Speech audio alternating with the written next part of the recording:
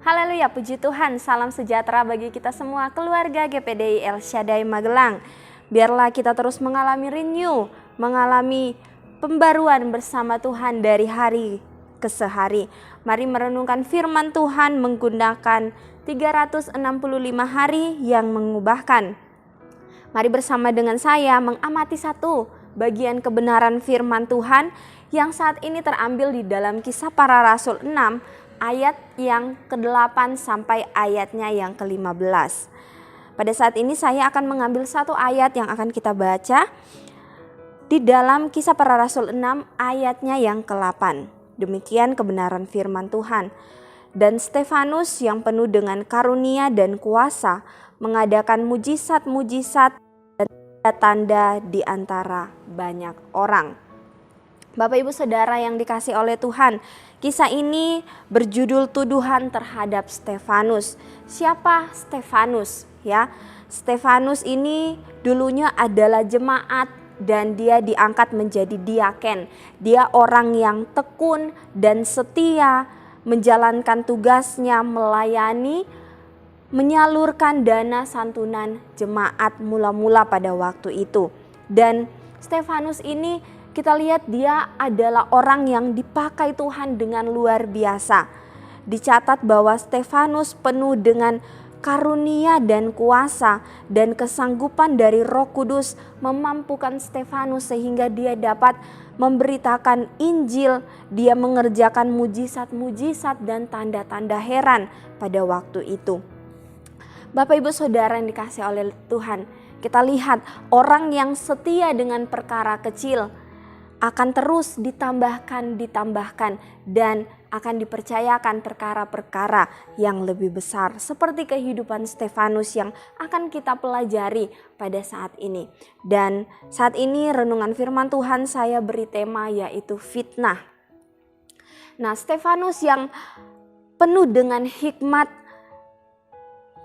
yang membuat dia mampu menyampaikan kebenaran firman Allah.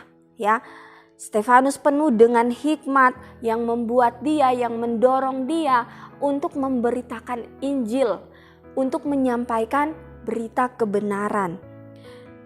Peristiwa mujizat dan tanda-tanda heran ini terus terjadi menyertai pelayanan Stefanus. Tetapi ada peristiwa lain yang terjadi. Mari kita lihat di dalam ayatnya yang ke-9. Ayatnya yang ke-9 di sana dikatakan, tetapi tampillah beberapa orang dari jemaat Yahudi yang disebut jemaat orang Libertini. Anggota-anggota jemaat itu adalah orang-orang dari Kirene dan dari Alexandria bersama dengan beberapa orang Yahudi dari Kilikia dan Asia ya. Ada sekelompok jemaat Yahudi yang disebut Libertini. Mereka menentang Stefanus di dalam pemberitaan Injil yang Stefanus sampaikan. Mereka melawan kebenaran, mereka berselisih dengan Stefanus. Mereka tidak mau menerima ajaran yang diajarkan oleh Stefanus. Tetapi jemaat Yahudi mereka tidak dapat melawan, dikatakan mereka tidak dapat melawan dan menyaingi Stefanus. Kita lihat di ayatnya yang 10 dikatakan mereka tidak sanggup melawan hikmatnya. Roh yang daripada Tuhan itu terus mendorong Stefanus untuk berbicara. Karena hal itu mereka akhirnya menghasut banyak orang untuk melawan Stefanus. Mereka menuduhkan hal-hal yang tidak benar kepada Stefanus. Saksi-saksi palsu mereka bawa untuk memfitnah Stefanus. Dikatakan bahwa Stefanus telah menghujat Allah dan Stefanus menghujat ajaran-ajaran Musa. Stefanus kemudian dibawa oleh Sanhedrin atau yang dikatakan Mahkamah Agung. Kejadian yang terjadi, Stefanus terus disalahkan walaupun dia tak salah. Difitnah yang jahat padahal dia menyampaikan kebenaran. Bapak Ibu Saudara, Jangan menyalahkan yang tidak salah dan memfitnah kebenaran. Itu adalah perbuatan yang tidak benar. Itu adalah perbuatan yang jahat di mata Tuhan. Pelajarannya apa yang dapat kita lihat di sini? Apa yang dapat kita pelajari dari kisah ini? Kalau kita bayangkan tuduhan palsu, fitnaan, penistaan yang dialami oleh Stefanus, pasti ini sangat menyakiti hatinya. Pasti itu sangat menyedihkan bagi Stefanus. Karena Stefanus tidak melakukan perbuatan yang salah. Tapi kita melihat sikap dan reaksi Stefanus di sini.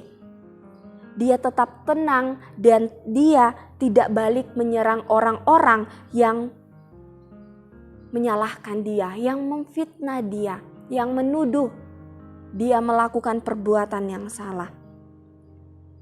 Stefanus ini dia orang yang penuh dengan iman dan Roh Kudus. Dia penuh dengan hikmat. Orang yang beriman ketika menghadapi masalah tidak takut dan tidak khawatir. Apapun, mungkin fitnaan, mungkin tuduhan atau masalah-masalah apapun yang datang di dalam kehidupannya, pergumulan-pergumulan yang dia alami, dia dapat tetap tenang. Kenapa? Sebab orang yang beriman, dia penuh dengan kepercayaan kepada Tuhan. Dia percaya bahwa Tuhan akan turun tangan, Tuhan akan campur tangan atas pergumulan yang dia alami. Itu yang terjadi kepada Stefanus. Stefanus beriman, dia tetap tenang. Pembelaan Tuhan datang kepada Stefanus. Allah sendiri mengakui Stefanus. Semua orang yang duduk dalam sidang itu melihat muka Stefanus dikatakan sama seperti muka malaikat. Kemuliaan Kristus bercahaya pada wajahnya Stefanus. Luar biasa. Orang-orang yang benar, orang-orang yang jujur, orang-orang yang berpegang pada kebenaran akan melihat pembelaan Tuhan, akan melihat pertolongan Tuhan di dalam kehidupannya. Pembelaan Tuhan ini datang kepada Stefanus. Dia dituduh, dia difitnah, dia diperlakukan tidak baik, dia dinista. Tetapi dikatakan Tuhan sendiri mengakui Stefanus. Orang-orang yang hadir pada waktu itu melihat wajah Stefanus penuh dengan kemuliaan. Muka Stefanus seperti muka malaikat.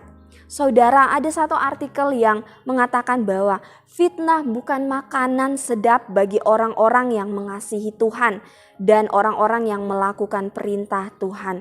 Tetapi saya mau katakan bahwa di mana ada fitnah, di sana ada proses.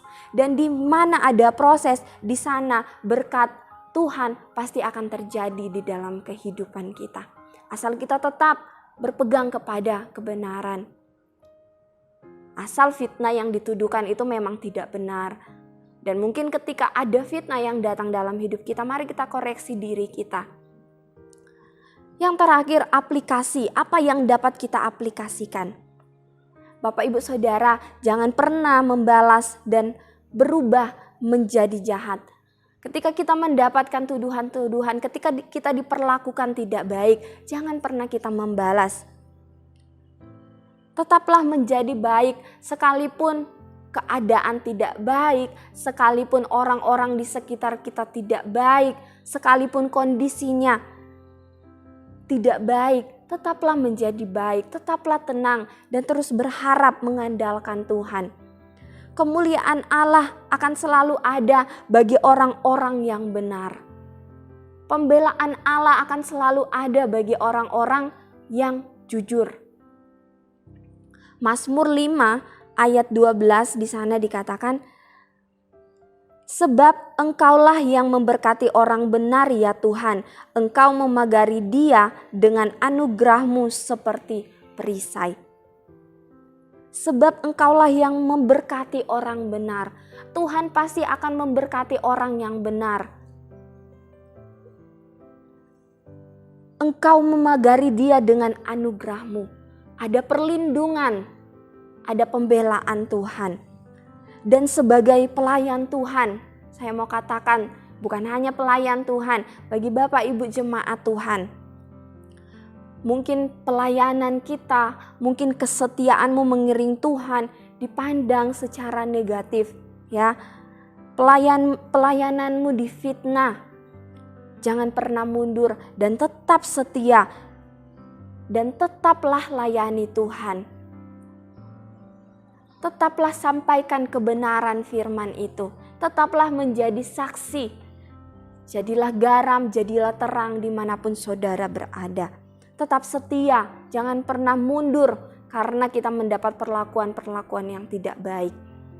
Mazmur 34 ayatnya yang ke-15. Mata Tuhan tertuju kepada orang-orang benar dan telinganya kepada teriak mereka minta tolong. Mata Tuhan ada kepada orang-orang yang benar. Ketika kita mengalami kesesakan, larilah kepada Tuhan, datang kepada Tuhan. Pertolongannya akan selalu Dia nyatakan di dalam kehidupan kita. Dan yang terakhir, Mazmur 37 ayatnya yang ke-39. Orang benar diselamatkan oleh Tuhan. Ia adalah tempat perlindungan mereka pada waktu kesesakan. Tuhan membela, menyelamatkan orang-orang benar. Tuhan adalah tempat perlindungan kita. Ketika kita mengalami kesesakan, ketika kita mengalami penderitaan, datanglah kepada Tuhan, mengadu kepada Tuhan. Tuhan menyediakan perlindungan, pembelaan, dan kemuliaan Tuhan ada bagi orang-orang yang benar. Puji Tuhan, terima kasih telah mengikuti Renungan 79. Kiranya ini dapat menjadi berkat bagi kita semua. Tuhan memampukan kita untuk kita melakukan setiap kebenaran firman Tuhan. Bapak Ibu Saudara yang ingin didoakan untuk pokok doa tertentu, yang ingin menceritakan kesaksian, baik mujizat kesembuhan, pemulihan, masalah keluarga dan lain-lain, dapat disalurkan melalui chat WhatsApp di nomor 0813 2742 0088. Puji Tuhan. Mari kita akan mengakhiri renungan kita pada saat ini. Kita tundukkan kepala dan kita berdoa. Bapa yang baik, kami mengucap syukur kepadamu untuk setiap kejadianmu dahsyat dan ajaib di dalam kehidupan kami. Untuk setiap hal yang boleh kami alami, kami bersyukur selalu ada berkat Tuhan dan pembelaan Tuhan turun atas orang-orang yang benar, orang-orang yang hidup melakukan kebenaran firman-Mu.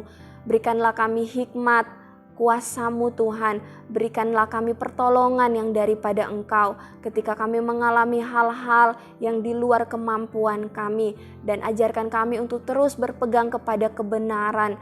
Engkau ampuni kami Tuhan atas setiap pelanggaran kami.